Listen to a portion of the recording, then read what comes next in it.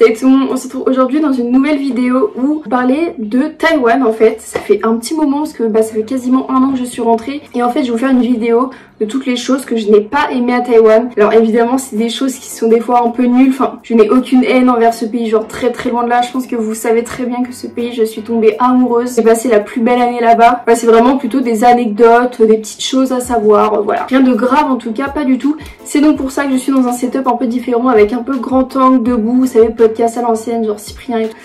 C'est très bizarre, je suis pas forcément très à l'aise, mais je trouve que filmer debout c'est archi cool. Évidemment j'ai tout noté dans mon petit carnet et on va commencer tout de suite avec les 5 choses que je n'ai pas aimées à Taïwan. Alors déjà pour commencer, un truc qui était ma foi très dérangeant au début et en fait je me rends compte que tu t'habitues super vite. Mais il faut savoir que les rues à Taïwan sont genre vachement propres, t'as pas un déchet par terre, pas de mégots par terre, enfin c'est vraiment ultra rare de voir une rue qui est sale de déchets, de gens qui laissent les choses par terre. Et pourtant, il n'y a aucune poubelle dans les rues. C'est un enfer, ça veut dire que si jamais t'as mangé, je sais pas, une pomme, une banane, et tu dois te trimballer avec ta peau de banane toute la journée dans ton sac avant que tu trouves une poubelle. Après tu peux donner tes déchets au convenience store comme les 7-Eleven, genre tu vois le mec à la caisse, tu te dis excusez-moi vous avez une poubelle, tu lui donnes tes déchets, genre c'est normal en fait parce qu'on ne jette pas les choses par terre dans la rue. Mais voilà, c'est vraiment très rare de trouver des poubelles en ville, même quand on a un chewing-gum, quand on a un mégot de cigarette. Et finalement c'est pas plus mal parce que les gens sont vachement respectueux, genre la France on devrait prendre un peu exemple, tu vois ce que je veux dire. Alors il n'y a pas d'ordre particulier mais du coup c'est la deuxième chose que je vais citer, je dirais les odeurs dans la rue. Alors quand je dis les odeurs, je dis pas que ça pue, mais en fait vu qu'ils mangent beaucoup dans la rue avec les food market, les night market, et t'as tout de suite beaucoup d'odeurs de bouffe et un peu toute la journée, surtout dans certains quartiers etc. Mais le soir quand t'as du monde et t'as les odeurs de nourriture, et c'est des nourritures auxquelles on n'est pas forcément habitué en tant qu'Européens, c'est-à-dire le stinky tofu, donc le tofu puant, je dirais à un moment c'est le truc qui s'est marqué dans le titre, genre du tofu puant, et ils adorent ça. Mais mais quand je vous dis que ça pue, c'est un enfer. Les premiers jours où j'ai mis le pied à Taïwan, où j'ai visité dans les rues, c'est la première chose que j'ai senti qui m'a marqué, ça m'a direct donné envie de vomir. C'est vraiment un enfer. Et pourtant apparemment c'est vraiment pas mauvais du tout. Plein d'amis à moi ont goûté et au final ils m'ont dit que l'odeur faisait pas du tout justice au produit. Perso à l'époque j'étais pas ultra fan du tofu, donc déjà l'odeur etc ça m'a pas du tout donné envie. Du coup j'ai pas essayé, c'est un petit regret. Mais il y a pas que ça, il y a d'autres odeurs de nourriture, toutes les odeurs de viande, les odeurs de fruits de mer, je déteste les fruits de mer, je déteste le poisson, enfin voilà. Vraiment moi ces odeurs dans la rue ça m'a... Plusieurs fois ça m'a mis un peu mal, mais c'est rien de bien méchant, il n'y a pas vraiment d'odeur de poubelle. Sauf quand les camions poubelles passent en fait, quand ils entendent le camion poubelle passer, ah oui parce que le camion poubelle il y a une petite musique, si je vous trouve un extrait je vous le mets parce que c'est vraiment infernal.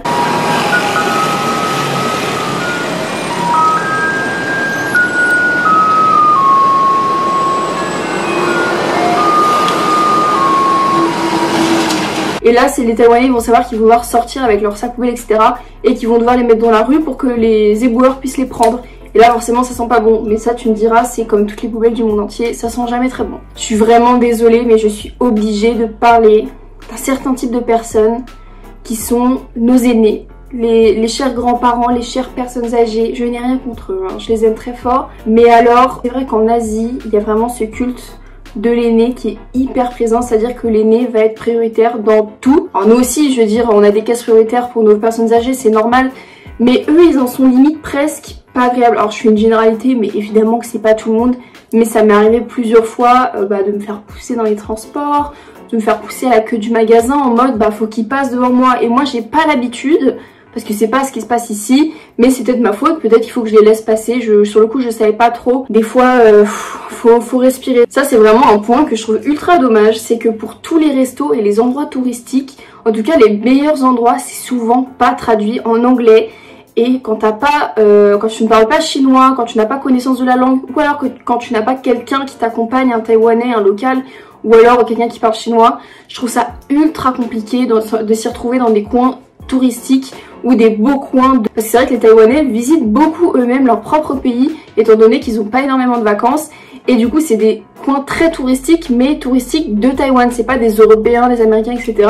Et du coup tout est écrit en chinois, ce qui est totalement normal.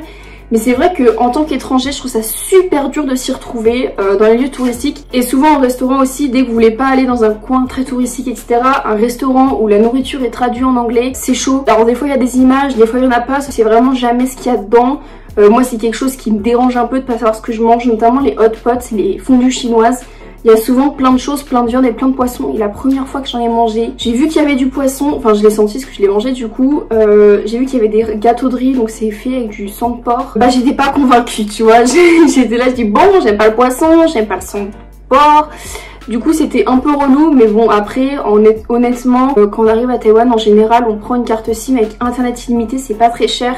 Google Traduction avec les photos là, ça vraiment ça m'a sauvé la vie plus d'une fois et tu t'en sors. Mais par contre je trouve que pour les lieux touristiques, pour les randonnées en montagne etc, les plages, même les très jolies plages de Taïwan, parce que Dieu sait qu'il y en a énormément, j'ai trouvé ça ultra dur de s'y retrouver. Mais ça on était à peu près tous d'accord en tant qu'étrangers arrivant à Taïwan, on s'est dit vraiment les plus beaux spots de Taïwan sont très bien connus des Taïwanais mais très durs à trouver pour nous qui ne parlons pas la langue. Du coup je trouve que c'est un peu une perte pour le tourisme parce qu'en fait finalement Taïwan c'est un pays qui est vachement sous-coté je trouve.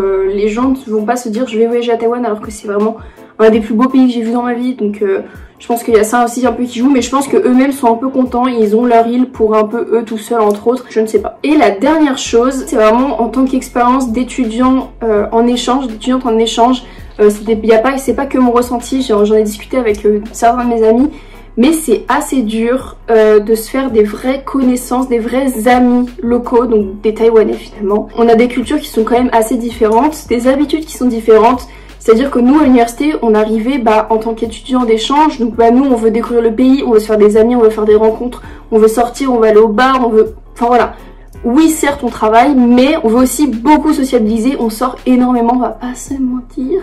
Alors que eux, les études, c'est ultra important. Mais du coup c'est normal, enfin je peux pas leur en vouloir tu vois, mais c'est vrai que après les cours, eux ils allaient bosser, ils allaient manger et ils travaillaient toute la nuit et nous on bossait un petit peu, on mangeait ensemble et après on sortait, on passait des week-ends à Taipei etc.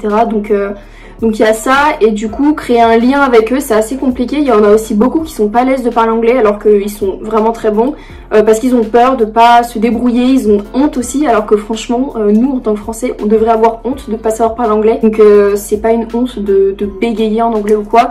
Mais c'est vrai qu'ils ont vachement peur du jugement qu'on peut avoir sur leur anglais et c'est un peu dommage. Et encore une fois il y a toute cette culture qui est vraiment différente et du coup je trouve que c'est dur d'avoir leur confiance et vraiment de créer des vrais liens comme je pourrais avoir avec mes copines par exemple ou avec d'autres gens que j'ai pu rencontrer à Taïwan et qui ne sont pas des Taïwanais en fait. C'est un peu dur à expliquer parce que c'est encore une fois c'est beaucoup de gens, c'est une grosse majorité mais pas tout le monde. Parce qu'il y en a une en particulier dans l'université en fait, elle était tout le temps avec nous, tout le temps avec les internationaux mais tout le temps et ça se passait ultra bien, elle faisait partie de nous, genre c'était une européenne tout comme nous, enfin rien à voir. C'était pas très nombreux à s'intégrer vraiment à ce groupe d'européens. Après je peux comprendre, c'est un peu intimidant aussi genre...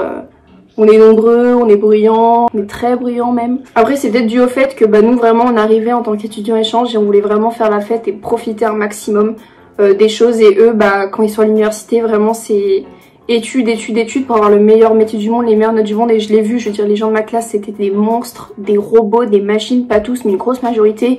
Ils bossaient énormément, ils avaient des super résultats, c'était vraiment impressionnant. Non seulement t'as l'école mais t'as aussi toutes les activités extérieures, c'est-à-dire qu'en sport ils sont aussi extrêmement bons, en art, en musique, en tout ce que vous voulez. Et ça c'est vachement bien en avance que nous on n'a pas vraiment en France je trouve. Ils sont très bons dans plein de choses et du coup ils donnent beaucoup de leur temps à ces choses là. Et c'est pour ça qu'ils n'ont pas vraiment beaucoup de temps pour sortir, faire la fête, etc. Ils sont fatigués aussi, ce qui est normal. Mais c'est vrai que j'aurais kiffé partager plus avec eux que ce que j'ai pu faire. Bon après, ça n'empêche pas que j'en ai rencontré plein et que c'était vraiment génial. Genre vraiment, pas de soucis sur ça. Et petit point bonus, ça je l'ai appris en fin de séjour. Mais ça apparemment c'est pour plein de pays différents. Vous savez, nous on appelle l'étage 0 le rez-de-chaussée. Normal, genre vraiment, tu vois, t'as le rez-de-chaussée, premier étage et après t'as le sous-sol qui est en dessous. Non. Là-bas, le rez-de-chaussée, ça s'appelle le premier étage. Donc le premier étage pour nous, c'est le deuxième étage pour eux. En fait, ils ont pas d'étage 0, c'est étage 1. Et ça m'a... En fait, je trouvais ça tellement illogique. Mais voilà, c'est mes amis, ils m'ont dit de t'en parler parce que c'est un peu bizarre. Mais du coup, c'est chose faite. Voilà, j'espère que cette vidéo vous aura plu. Encore une fois, je me répète, c'est pas du tout un avis négatif de Taïwan. Je vous en supplie, si vous avez l'occasion, allez visiter Taïwan, c'est vraiment incroyable. Parler avec des gens, rencontrer des gens, soyez ouverts d'esprit et découvrez-en le plus possible. C'est vraiment un pays qui est magnifique, des gens qui sont adorables et qui sont prêts à tout pour t'aider et te faire passer un bon moment, donc profitez-en. Bien évidemment, après cette vidéo qui est un peu négative, je vais faire les 5 choses que j'ai adoré à Taïwan, et puis là forcément ça va être plein d'éloges sur ce pays. Du coup, j'espère que la vidéo, elle vous a plu. N'hésitez pas à me dire en commentaire si vous souhaitez visiter Taïwan, si vous avez déjà visité Taïwan. Je vous laisse aussi me rejoindre sur mes réseaux sociaux, notamment Twitter et Instagram, où je suis vachement présente. J'ai beaucoup partagé de mon aventure à Taïwan et je partage aussi beaucoup de mes futures aventures qui vont être, ma foi, très intéressantes. J'en dis pas plus, mais vous inquiétez pas, je vais vous en dire plus un peu plus tard. Si vous avez aimé la vidéo, n'hésitez pas à laisser un petit pouce en l'air, et si vous découvrez ma chaîne, abonnez-vous, c'est hyper important, ça montre beaucoup de soutien et ça me fait toujours plaisir. Du coup, c'est tout pour cette vidéo et je vous dis à bientôt dans une prochaine.